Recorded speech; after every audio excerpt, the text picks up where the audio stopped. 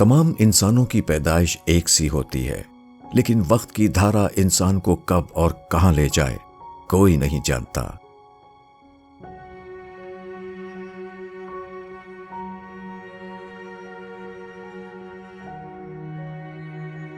بسا اوقات یہ ایک عام انسان کو قانونی موشگافیوں کی ایک ایسی اندھیر نگری میں لے جاتی ہے جہاں باعزت طور سے اپنا وجود تک برقرار رکھنا محال ہو جاتا ہے۔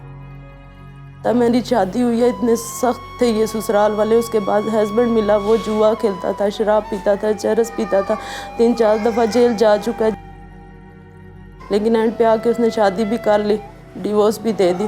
اب تو میں خود تھک گئی ہوں کہ مجھے خود سمجھ نہیں آتی کبھی کبھی تو میں کیا کروں۔ میں کہتی ہوں آنے والا دن اچھا ہوگا، لیکن ہر روز میرا اس سے زیادہ مشکل نظر آتی ہے مجھے۔ ایک ماں ہونے کے ناطے جیسے ان کے فادر نہیں ہیں تو میں کوشش کرتی ہوں کہ میں ماں باپ دونوں والا پیار انہیں دوں، لیکن اس کے علاوہ میرے پاس کوئی اور ذریعہ نہیں ہے کمائی کا کہ میں بچوں کو کس طریقے سے پال سکوں۔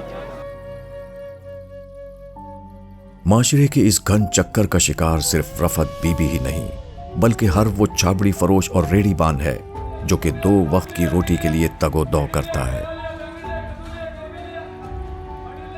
بہت غریب آدمی ہوں، 3-4 بچے ہیں اور بیوی میری کام کرتی ہے کوٹھی پہ، سرکٹ بھی نہیں چلتا، 13-14 ہزار کرایہ ہے مکان کا، وہی نہیں پورا ہوتا۔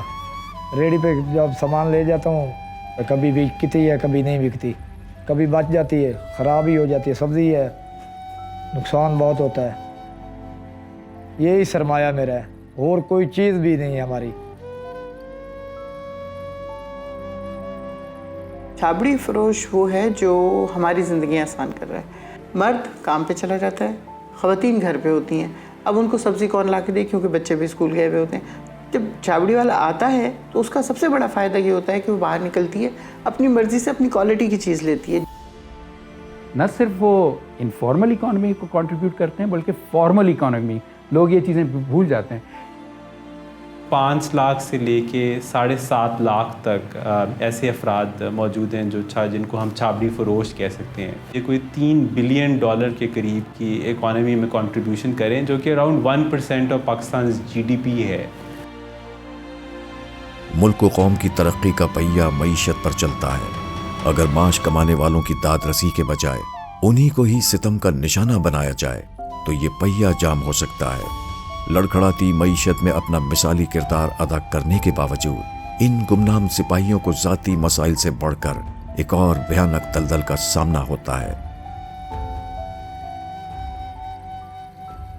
کو پتہ ہے CDA والے کمیٹی والے ہمیشہ جو چیز اس طرح کوئی چیز اٹھا کے میری لے کے جائیں، یہ تو بڑی مشکل سے میں نے تھوڑا تھوڑا سامان کر کے اکٹھا کیا، تو میرا تو یہی ہے سب کچھ۔ اگر یہ بھی نہیں ہوا تو میں بچوں کو کس طریقے سے پالوں گی؟ یہ CDA والے جو سبزی سب کو جو اٹھا لے جاتے ہیں نا ریڑھی پر، اور مال میرا ضبط کر لیتے ہیں۔ جاتا ہوں پھر ریڑھی لینے، بولتے ہیں پیسے دو، ریڑھی تاں لے جاؤ، پھر میں ریڑھی کے پیسے دیتا ہوں، وہی ٹوٹی ہوئی دیتے ہیں۔ میں اس کے اوپر اپنی حق لال کی کمائی کرتا ہوں، مگر پولیس والے اور ٹریفک والے اور کمیٹی والے یہ کاروبار نہیں کرنے دیتے۔ کبھی وہ ہماری ریڑھی اٹھا کے لے جاتے ہیں، جب واپس آتی ہے ٹوٹی پوٹی ہوتی ہے، کوئی سامان غائب ہوتا ہے۔ کمیٹی والے جب چھاپا اٹھاتے پھر واپس نہیں دیتے، اینک بھی چوری کرتے ہیں اور پولیس بھی تنگ کرتے ہیں۔ یہ مافیا ہمیں نہیں کرنے دیتا، کبھی ہمارا سٹال اٹھا لیتا ہے، آدھا سامان واپس آتا ہے اور وہ بھی استعمال کے قابل نہیں ہوتا۔ بعض دفعہ سامان ہمارا اسلام آباد کی سیٹ والے بھی لے جاتے ہیں، جب تک ہم انہیں پیسے نہ دیں نا وہ ہمیں یہ سامان نہیں دیتے ہیں یا ہمارے پہ پرچہ دے دیتے ہیں۔ آدھا سامان ٹوٹا پھوٹا ملتا ہے، آدھا بیچ میں سے غائب ہوا ہوتا ہے۔ 4 دن چیزیں بند رہے گا، ہمارا 4 دن کا لاس ہمیں ہو جائے گا۔ کھائیں گے کہاں سے، پیئیں گے کہاں سے، بچوں کی فیسیں کہاں سے دیں گے؟ جہاں یہ طبقہ معاشرے کے لیے آسانیاں پیدا کرتا ہے، وہیں ان کی وجہ سے پیدا ہونے والے مسائل سے کچھ لوگوں کو شکایات بھی ہیں، جبکہ ان کے کاروبار کی قانونی و غیر قانونی ہونے کی بحث اپنی جگہ آج بھی جاری ہے۔ یہ مسائل کی جڑ بن جاتے ہیں۔ ہم نے جو ہمارے پریزنٹیشن والی جگہ ہے وہ ساری کی ساری یہ لوگ پکڑ لیتے ہیں، مارکیٹ ڈاؤن ہو جاتی ہے۔ ہائی کمیونٹی ہے وہ ان دکانوں کا رخ نہیں کرتی۔ ریڑی بان کا جو بیسک کانسیپٹ ہے وہ یہی ہے کہ اسے چلتے رہنے چاہیے. جب تک وہ چلتا رہے گا وہ انکروچمنٹ نہیں کہلائے گا. جہاں وہ رک گیا وہاں وہ انکروچمنٹ, کیونکہ ہم ایک اپروچ کے ساتھ جاتے ہیں کہ ہم نے اسے ہر صورت وہاں سے ہٹا دینا ہے. بدترین حالات کے باوجود اس پسے ہوئے طبقے کا اپنے حقوق کے لیے آواز بلند کرنا کسی جہاد سے کم نہیں. یہ کوئی ایک ایسا قانون بنایا جائے جس کے تحت زندگی کی بنیادی سہولتیں فراہم ہوں. اسی کام کرتے ہیں ساڑی ایسا کوئی قانون ساڑے گھر بنایا جائے, ساڑی حفاظت ہو جائے. ہمیں پراپر طریقے سے ایسی جگہ ملی جائے جہاں ہم عورتیں سب مل کے نا اچھے طریقے سے بیٹھ کے وہاں کام کر سکیں. یا کوئی ایسی پراپر ہمیں جگہ بنا دیں جہاں ہم اسٹال لگا کے کھڑے ہو جائیں. امیر لوگوں کے لیے قانون بنا ہے لیکن غریبوں کے لیے کوئی قانون نہیں ہے. ہم حکومت سے یہ چاہتے ہیں کہ ہمیں ایک جگہ پہ اچھے طریقے سے جگہ مل جائے, اور ایسا قانون جو ان کے سماجی معاشی حق کو محفوظ کر سکتا ہو وہ بہت ہی ضروری ہوگا, کیونکہ یہ ایک معاشرے کا پسا ہوا طبقہ ہے. اقتدار کے ایوانوں تک سنوائی نہ ہونے کی بڑی وجہ دوسرے ترقی پذیر ممالک کے برعکس پاکستان میں اس مظلوم طبقے کی اپنی تنظیمی نمائندگی کا فقدان ہے. اس مایوس کن صورتحال میں اگر کوئی تنظیم ان کی مشکلات کو اجاگر کرنے کا بیڑا اٹھائے تو یہ ان کے لیے کسی نعمت سے کم نہیں. پرائم انسٹیٹیوٹ ان کے خواب کی تکمیل کے لیے ایک نئے سفر کا آغاز کرتا ہے.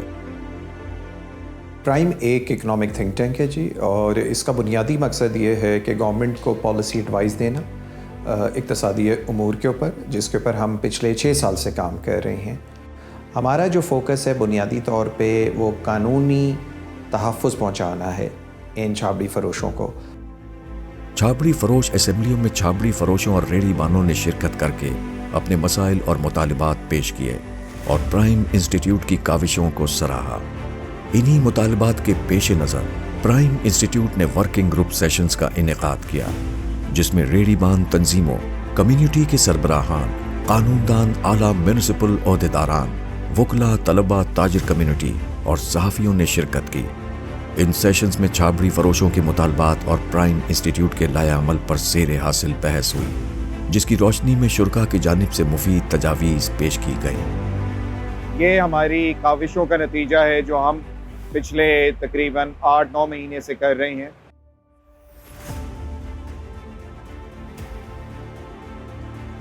میں جی سلوٹ کرتا ہوں جی پرائم کی اس کاوش کو. جو ہمارا پلیٹ فارم ہے میٹروپولیٹن کارپوریشن اسلام آباد کا, ہم ان کے ساتھ مل کے کام بھی کریں گے اور جو بہتر سجیشن ہوں گی اس پہ امپلیمنٹ بھی کریں گے. ان کو کوئی جگہ ہم نہیں دیں گے تو ان کے لیے کوئی نئی جگہ تو کریٹ نہیں ہوگی. گورنمنٹ تیار ہے ان کے ساتھ ان کو ہیلپ کرنے کے لیے, ان کو کچھ جگہ بھی دینے کے لیے. ان کی رسائی نہیں ہے فائنینس تک, وہ بینک نہیں جا سکتے, ان کے پاس کوئی کولیٹرل نہیں ہوتا ہے تو بینک والے ان کو اگنور کرتے ہیں. قانون میں سب سے پہلی چیز تو یہ ہونی چاہیے کہ جو باقاعدہ وینڈنگ زونز ہیں وہ باقاعدہ طور پر ڈیمارکیٹ کیے جائیں. جو لوکل ایڈمنسٹریشن ہے, جو لوکل باڈیز ہیں, پھر ڈیمارکیٹڈ وینڈنگ زونز میں باقاعدہ انتظامات کریں. ان انتظامات میں شامل ہو کہ ریڑھی بان کہاں آ سکتے ہیں, ان کے ٹھہرنے کی جگہ کیا ہو. چھابڑی فروشوں کے اس خواب کو حقیقت میں بدلنے کے لیے حکومت اور اپوزیشن نے پرائم انسٹیٹیوٹ کے مجوزہ بل کی حمایت کا بھرپور اعادہ کیا تاکہ یہ طبقہ آزاد معیشت کی چھتری تلے خوشحال پاکستان کا خواب شرمندہ تعبیر کر سکے. حکومت کا یہ فرض ہے کہ ان کے لیے متبادل جگہ کا انتظام کرے, سستے بازاروں کا انتظام کرے, جہاں یہ خانچہ فروش, یہ ریڑھی فروش, یہ ٹھیلے والے یہ اپنا وہاں پہ اپنا وہ لگا لیں. پرائم کے اس انیشیٹو کو میں خود اپنے ذاتی طور پر اپریشیٹ کرتا ہوں. اگر کوئی بل وہ لائیں گے تو ڈیفینیٹلی اس کو ہم 100% سپورٹ کریں گے. اسٹریٹ وینڈرز کے حقوق کا تحفظ ہماری ذمہ داری.